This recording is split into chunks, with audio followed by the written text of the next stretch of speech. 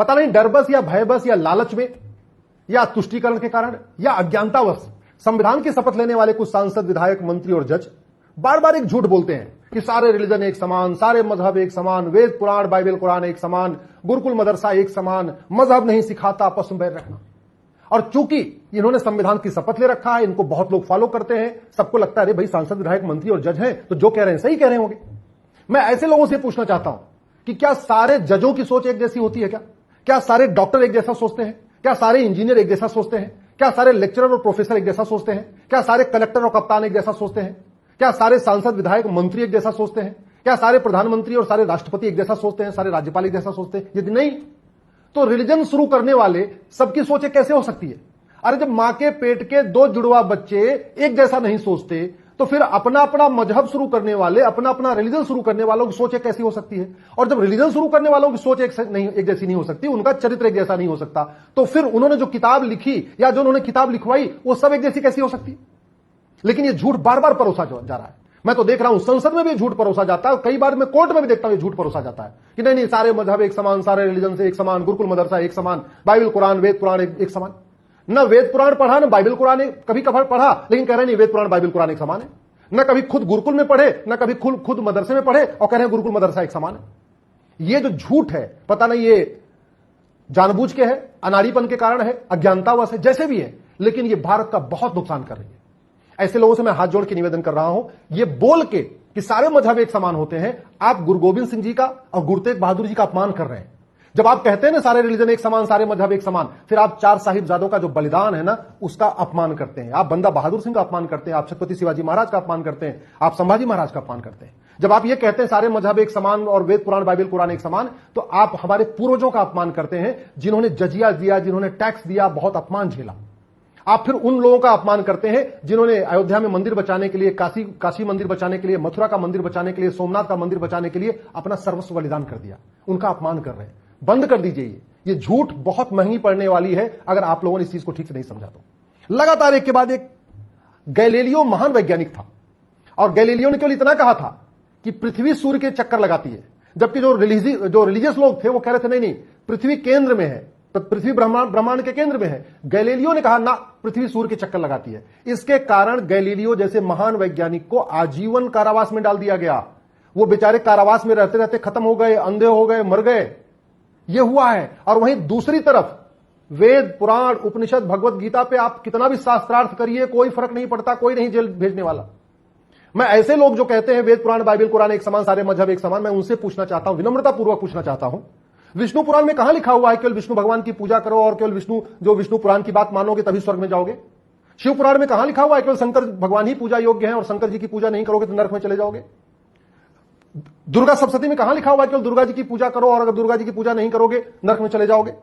हनुमान चालीसा में कहां लिखा हुआ है केवल हनुमान जी पूजा योग्य है? रामायण में कहां लिखा हुआ है केवल भगवान श्री राम पूजा योग्य है? भगवत गीता में कहां लिखा हुआ है केवल भगवान कृष्ण पूजा योग्य है? जो जैन धर्म ग्रंथ में आगम है, आगम सूत्र, वहां कहां लिखा हुआ है केवल जैनिज्म फॉलो करो, केवल 24 तीर्थंकरों को मानो, उन्हीं की पूजा करो और नहीं तो तुम नरक में चले जाओगे? जो बौद्ध ग्रंथ है त्रिपिटक, उसमें कहां लिखा हुआ है केवल बुद्धिज्म को फॉलो करो और केवल भगवान बुद्ध की बात मानो, नहीं तो नरक में चले जाओ? कहीं नहीं लिखा हुआ है। गुरु ग्रंथ साहिब में कहां लिखा हुआ है कि केवल 10 सिख गुरुओं को मानो और केवल सिख पंथ में आ जाओ और नहीं सिख पंथ में आओगे तो नरक में चले जाओगे? लेकिन जो विदेशी रिलीजन है उसमें तो किताबों में साफ साफ लिखा हुआ है, उसमें तो लिखा हुआ है कि हमारी किताब को मानो, हमारे वाले गॉड को मानो, तभी तुम्हें हेवन में जाओगे और तभी नहीं तो तुम तो हेल में चले जाओगे।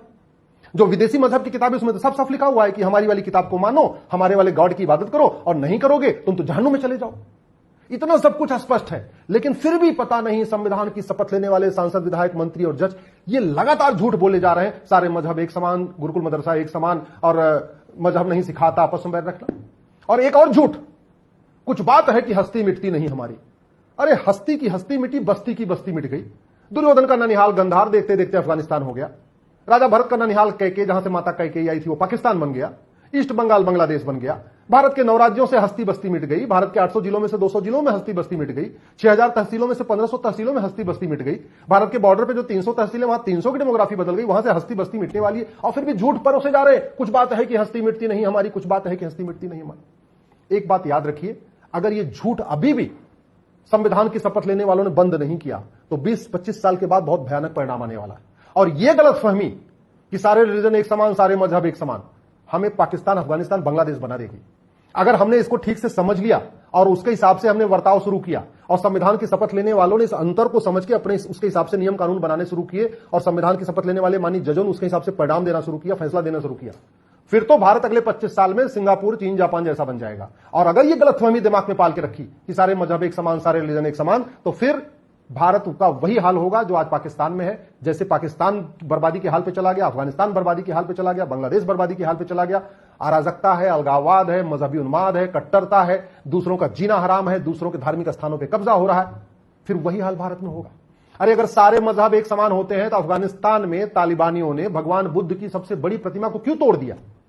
अगर सारे मजहब एक समान होते हैं तो फिर भारत का विभाजन क्यों हुआ?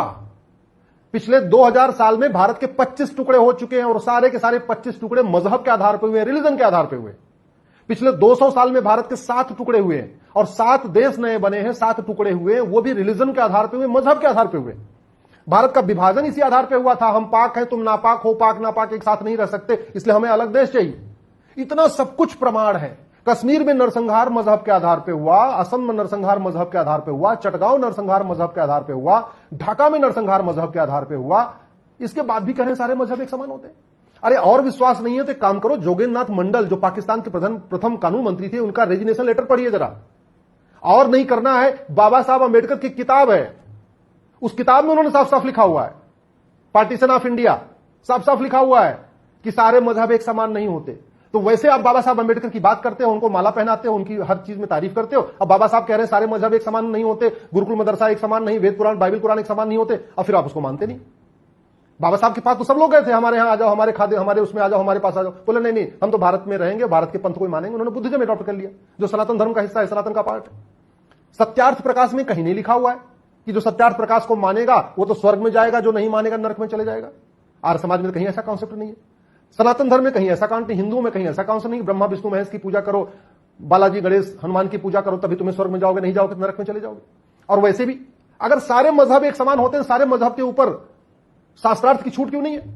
आप मनुस्मृति पे शास्त्रार्थ करिए, मनुस्मृति का पन्ना भी फाड़ दीजिए, कुछ नहीं होगा।